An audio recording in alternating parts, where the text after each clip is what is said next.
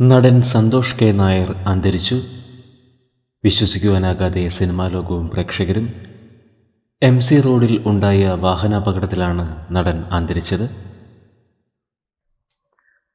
ഗുരുതരമായി പരിക്കേറ്റ നടൻ അടൂരിലെ ആശുപത്രിയിൽ ചികിത്സയിലിരിക്കെയാണ് മരണപ്പെട്ടത്. കാറിൽ ഒപ്പമുണ്ടായിരുന്ന ഭാര്യ രാജലക്ഷ്മിക്ക് പരിക്കുകളുണ്ട്. ഇവർ നിലവിൽ ചികിത്സയിലാണ്. 100-ലേറെ സിനിമകളിൽ വേഷമിട്ട നടനാണ് സന്തോഷ്.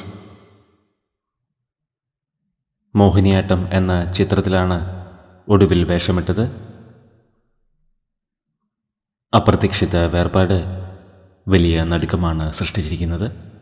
നിരവധി പേരാണ് ഇപ്പോൾ സോഷ്യൽ മീഡിയയിലൂടെ പ്രണാമം അർപ്പിക്കുന്നത്. ഫെഫ്ക ഡയറക്ടേഴ്സ് യൂണിയൻ സോഷ്യൽ മീഡിയയിലൂടെ ആദരാഞ്ജലികൾ അർപ്പിച്ചു.